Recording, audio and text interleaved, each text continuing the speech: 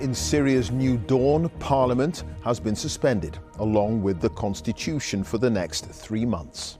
Rebel leaders who ousted the longtime dictator Bashar al-Assad say the moves are necessary to allow for a smooth transition of power.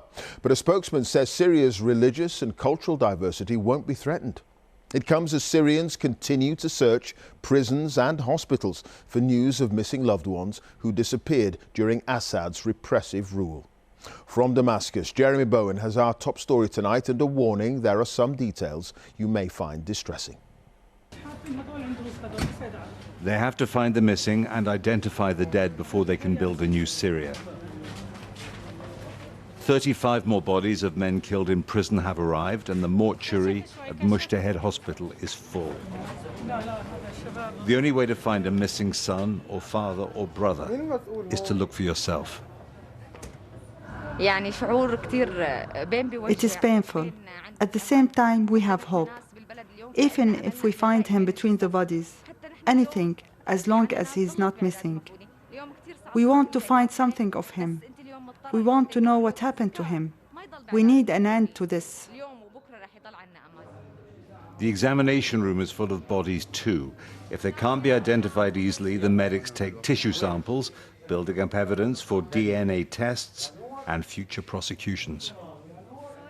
Have you managed to find out how these men died? Loss of food, sometimes because of fractures. The bodies are not in a good shape to say the exact reasons, but they have suffered from fractures. So they've been beaten? Yes, we think so. I came here yesterday. This was very difficult for me. What future will be? We hope that it will be better, but this is really hard. The presidential palace, built high on a crag above Damascus, where it can be seen across the city, embodies the arrogance of the Assads, who broke Syria to try to save their regime. It might not be possible to put this fractured country back together. In 2015, I met Bashar al-Assad at a guest palace in the presidential compound. His successors need to act fast to undo the legacy of the war he chose to fight. The same corridor is now a patch of quiet in a country full of weapons, anger, poverty, and calls for vengeance, with dozens of armed groups who want their own slice of the Syria Assad left in pieces. He was extravagantly polite in quite an old-fashioned way. Come into the room, he'd leap up off the sofa. Then, on the way out, he'd say, "After you." And they'd hold back the door and walk out first. He didn't seem to be a guy who'd be at home in a torture center, but he certainly seemed to be a guy who'd be very happy giving the orders to get people tortured and killed. On a wall outside Mushtahid Hospital in Damascus are photos of dead men. It is hard to see the person they knew in a gallery of smashed and decomposing faces. The families of the missing get as close as they can. Often all they have are the names and places where they were last seen. Mahmoud, Deir ez-Zor. Sabar, Yarmouk Camp, 2012. Ahmed, Raqqa, 2013. Ali, Damascus, 2013. 50 years of the Assads, 50 years of incarceration, of disappearances, of executions, 50 years of cruelty to the families, the prisoners, to the Syrian people. These people want information, they want a body to bury, and they want a reckoning. My husband Ibrahim, she's saying, taken in Deir ez-Zor in 2012. Everyone had a photo, a name, and a date. The regime drilled so much pain into Syrians that some here are terrified that Assad could even return. A new Syria needs to deliver lives without fear. Jeremy Bowen, BBC News, Damascus. Jeremy with some of his reflections there, while an American who'd been missing since June has been found in Syria after being released from prison by rebels as President Assad's regime fell. Travis Timmerman from Missouri was found by residents near the capital Damascus and said he'd been arrested when he entered the country on foot 7 months ago. Lucy Williamson has that story. Prisoner of the old Syria, proof of the new one. Travis Timmerman, an American from Missouri, released by rebel forces on Monday as they swept President Assad from power. In the middle of the night or early morning, they came with a hammer and knocked my door in. And there was two men with guns, and then there's another man named Evie. And they helped me get out of prison and helped me get into Damascus. The men who found him put this video on social media, saying he was in safe hands and had been checked by a doctor after 7 months in the custody of Assad's military intelligence. It wasn't too bad. It wasn't bad. I was never beaten.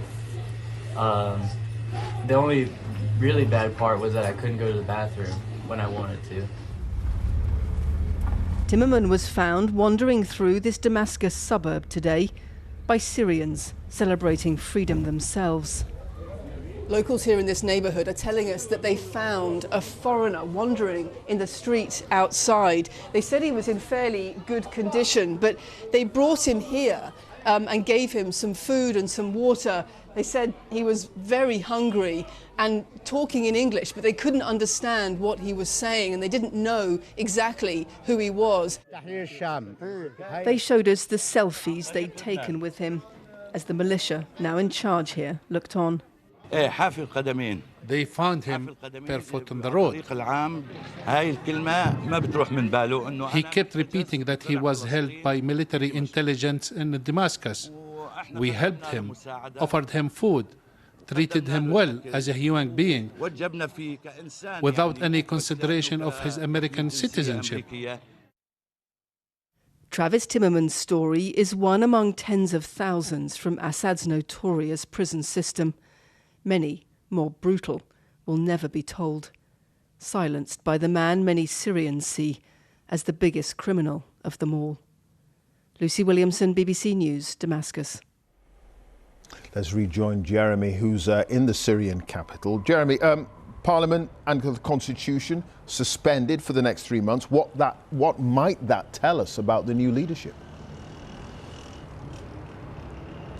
Well, Clive, the Parliament was a rubber stamp for the Assad regime, whose members used to compete to praise him on the occasions when he deigned to appear in their chamber. The Constitution clearly was no good at all in terms of protecting any Syrians, so potentially that could be a good move to rebuild something new. The question is what they put in its place. Now, HTS, the militia that overthrew the regime, is an Islamist group that broke from al-Qaeda in 2016. So clearly people are wondering whether that change, that conversion, was genuine. Here in Damascus, their people have been going around to the minority religious groups, Christians and so on, and saying to them, reassuring them that there will be religious freedom, that their people will be able to dress the way that they want. But there have been reports on social media that in Homs,